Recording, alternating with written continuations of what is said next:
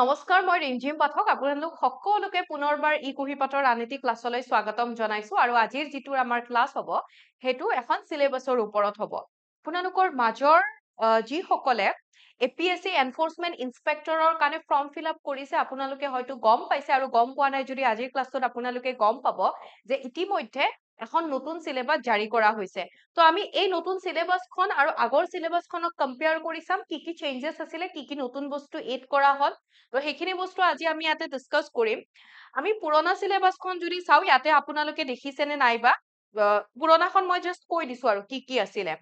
Current Affairs, Sports and Books, Economy asile, Assam India, History asile, Assam India, India National Movement, Indian Polity and Constitution of India, Geography, Indian and Assam, Environment, Transport and Traffic Rule, General Mental Ability, Numerical Aptitude, এইখন asile amar previous, মানে আগৰ syllabus. এইবাৰ কি হয়, এইবাৰ যিটো আমাৰ পোষ্টটো কি আছিলে এনফোৰ্সমেন্ট ইন্সপেক্টৰ আন্ডাৰ ট্ৰানজিট ডিপাৰ্টমেন্টৰ আন্ডাৰত এনফোৰ্সমেন্ট ইন্সপেক্টৰৰ পোষ্ট হয় আৰু ইয়াতে আমাক দুটা হেই দিয়া হৈছে এটা হৈছে জেনাৰেল ষ্টাডিজ জিএছৰ সিলেবাস এখন দিয়া হৈছে আৰু ইয়াতে কি হৈছে ট্ৰাফিক এণ্ড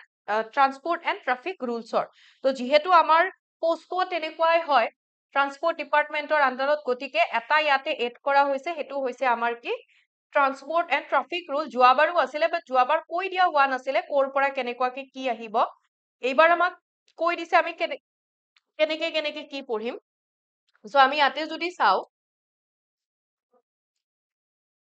ইয়াতে আমি যদি চাও তেনেহলে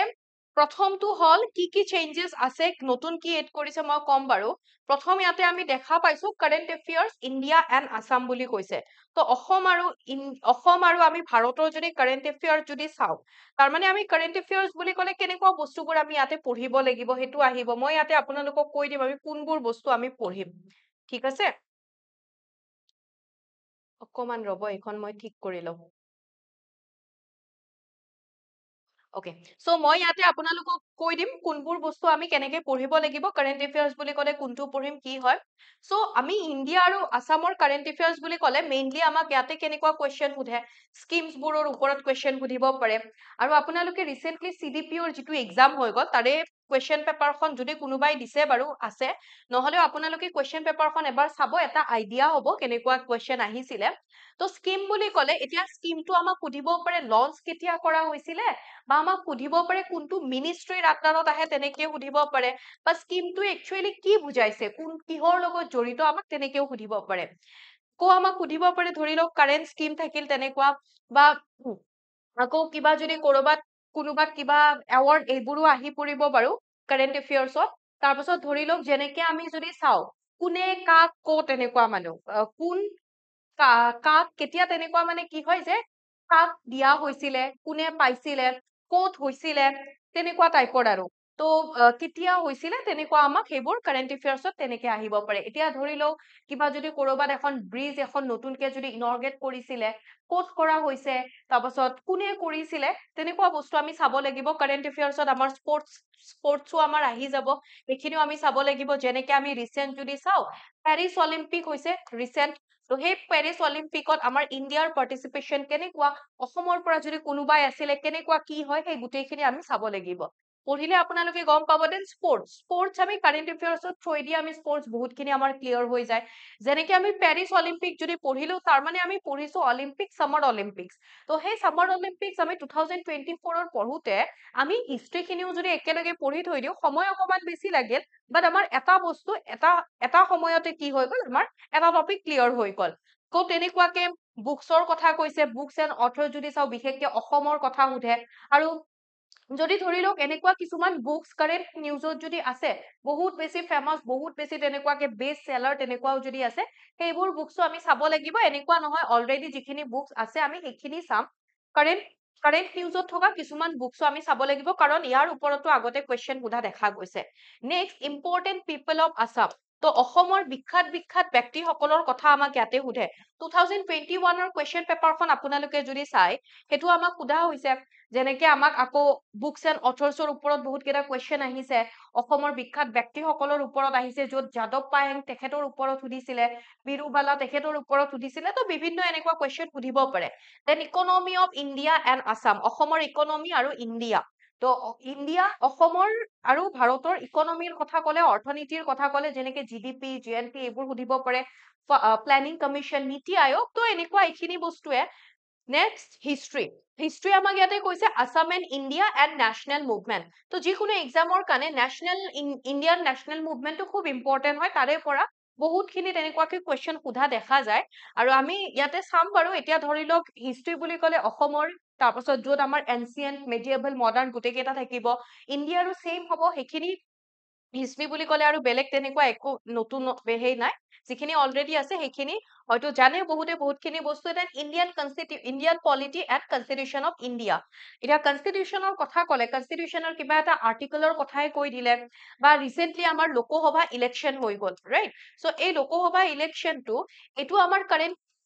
কাৰেণ্ট নিউজৰ ক্ষেত্ৰতো ইম্পৰ্টেণ্ট হ'ব আৰু আমি ইয়াতে ইণ্ডিয়ান পলিটিৰ ক্ষেত্ৰত চালে তাতো আমাৰ কাৰণে ইম্পৰ্টেণ্ট হ'ব লোকসভাৰ লগত ৰিলেটেড কিছুমান আমাক ধৰি লওক আৰ্টিকল সুধি দিলে লোকসভাৰ মিনিমাম এজ কিমান হয় ব্যক্তি এগৰাকী লোকসভাৰ কেণ্ডিডেট হ'বৰ কাৰণে কোৱালিফিকেশ্যন কি লাগিব বা তেওঁলোকৰ তেনেকুৱা কি কাম আছে বা তেনেকুৱা ধৰণৰ কিবা কিবি আমাক কুৱেশ্যন সুধি দিলে অকে তো লোকসভাৰ লগত ৰাজ্যসভাৰো সুধিব পাৰে যিকোনো এনেকুৱা সুধিব পাৰে ষ্টেট লেজিছলেচাৰ হওক বা যি হওক আৰু চেন্ট্ৰেলৰ then geography India and Assam তো আছামৰ ক'লে ধৰি লওক অসমৰ আমি যেনেকুৱাকে অসমৰ বাউণ্ডাৰীৰ পৰা আদি কৰি পেলাই অসমে কাৰ লগত বাউণ্ডাৰী শ্বেয়াৰ কৰে তাৰপাছত অসমত কেনেকুৱা কি ৰিভাৰ্ছ আছে অসমৰ লগতে ইণ্ডিয়াৰ তাৰোপৰি আমি মাউণ্টেইনছবোৰ চাব লাগিব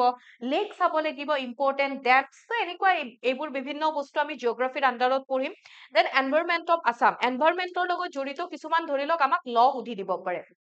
কোনখন কি protection wild life protection act বা ল তেনেকুৱা ধৰণৰ সেইবোৰ সুধিব পাৰে নেশ্যনেল পাৰ্ক সেইবোৰ সুধিব পাৰে ফ্ল'ৰা ফনা সেইবোৰ সুধিব পাৰে then general mental ability science and technology knowledge of মানে কম্পিউটাৰ এপ্লিকেশ্যনৰ কথা কৈছে আৰু নিউমেৰিকেল এপ্টিটিউডৰ কথা কৈছে ৰিজনিং আৰু আমি যদি চিম্পলি কওঁ মেথছ তেনেহ'লে সেইখিনি সায়েন্স এণ্ড টেকনলজি ইয়াতে দিছে জেনেৰেল সায়েন্সখিনিও আমি ইয়াতে চাব লাগিব আৰু সায়েন্স এণ্ড টেকনলজি আমি কাৰেণ্ট এফেয়াৰ্ছৰ লগত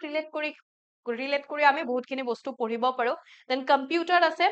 এইখিনি হ'ল আমাৰ মেইন GS-ৰ পাৰ্ট পঢ়ি থাকিলে আপোনালোকে গম পাব কোনটো বস্তু কেনেকে পঢ়িব লাগিব এইখিনি বস্তুৱে যোৱাবাৰো আছিলে খালি আমাৰ ইয়াতে সায়েন্স এণ্ড টেকনলজি তাৰপাছত এইফালে কম্পিউটাৰ এপ্লিকেশ্যন সেইখিনি এড কৰা হৈছে যোৱাবাৰ ইয়াতে আমাক science and technology and computer এপ্লিকেশ্যনটো নাছিলে অকে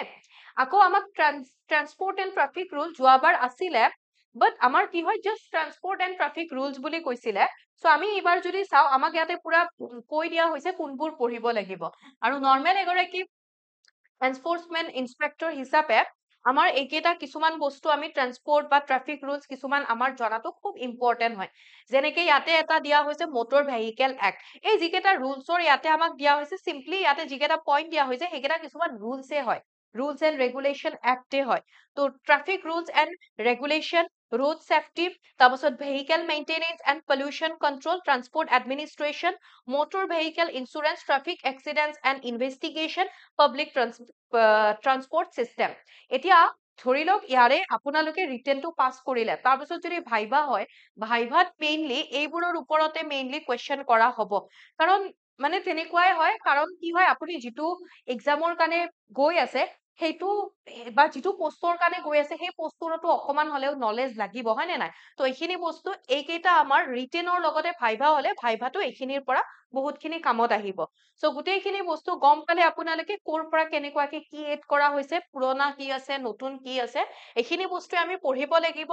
ভালকে পঢ়ক এক্সাম ডেট এতিয়ালৈকে ডিক্লেয়াৰ কৰা হোৱা নাই জাষ্ট ফৰ্ম ফিল আপ হৈহে গ'ল 20 তাৰিখ লাষ্ট ডেট আছিলে তো এতিয়া এইখিনি পঢ়িলে হ'ল আৰু যদি কোনোবাৰ যদি এনেকুৱা হৈছে যে কেনেকে পঢ়িম ক'ৰ পৰা পঢ়িম ট্ৰাফিক ৰুলছ এণ্ড ৰেগুলেশ্যন এইবোৰ ক'ৰ পৰা পঢ়িম একোতো নাজানোৱে বা বাকী GS খিনি ক'ৰ পৰা পঢ়িম য'ত আমাৰ মেথছ আছে ৰিজনিং আছে তো তাৰ কাৰণে আপোনালোকৰ কাৰণে ইকুইপাতৰ ফালৰ পৰা এটা বেটছ এটা লঞ্চ কৰা হৈছে অলৰেডি বেটছটোত ক্লাছ আৰম্ভ হৈছে যোৱাকালিৰ পৰা আৰম্ভ হৈছে বেটছটোত ক্লাছ আপোনালোকে ইয়াতে মক টেষ্টটো পাই যাব এই বেটছটোত 5টা ফুল লেন্থ মক টেষ্ট পোৱা যাব পাই যাব আপোনালোকে আৰু যদি প্ৰয়োজন হয় তেনেহলে আকৌ ইয়াতে এইখিনি এক্সটেণ্ড কৰা হ'ব য'ত অনলাইন অফলাইন দুটাই পাব আপোনালোকে অনলাইন পঢ়িব বিচাৰিলে অনলাইনো পাৰিব অফলাইন পঢ়িব বিচাৰিলে অফলাইনো পঢ়িব পাৰিব আৰু বৰ্তমানটো আৰ্লি বাৰ্ড ডিছকাউণ্ট ইয়াতে দিয়ে থকা হৈছে আপোনালোকে যদি বিচাৰে এই কোৰ্সটো জয়েন কৰিবৰ কাৰণে আৰু বা নহলে আপোনালোকে চিম্পলি যদি মক টেষ্ট বিচাৰে তেনেহলে আপোনালোকে আপোনালোকে ইয়াতে বা মক টেষ্টৰ PDF উইথ PDF বা চিম্পলি মক টেষ্ট লাগে তেনেহলে আপোনালোকে গোটেই কোৰ্সটোৰ বিষয়ে ক'ত কি আছে জানিব বিচাৰে দুটা নম্বৰত কন্টেক্ট কৰিব পাৰিব 0361 3193 570 নাইবা 7002940127 এই দুটা নম্বৰত আপোনালোকে কন্টেক্ট কৰিব পাৰিব আৰু ইয়াতে আপোনালোকক ই কুহিপাতৰ এড্ৰেছটো দিয়া হৈছে যদি আপোনালোকে অফলাইনত জয়েন কৰিব বিচাৰে এইটো এড্ৰেছত আপোনালোকে আহিব পাৰিব বা প্ৰথমতে ফোন কৰি পেলাইও এড্ৰেছটো ল'ব পাৰিব ঠিক আছে সো কিবা প্ৰবলেম থাকিলে জনাব মোক আৰু এক্সাম যদি ফৰ্ম ফিল আপ কৰিছে পঢ়া আৰম্ভ কৰক এডমিট আহালৈকে ৰখিব নালাগে এক্সামৰ ডেট এনাউন্স কৰালৈকে ৰখিব নালাগে সো লগ পাম আপোনালোকক এনফোৰ্সমেন্টৰ নতুন ক্লাছৰ সৈতে সো আজি ইয়াতে এৰিছো থেংক ইউ সো মাচ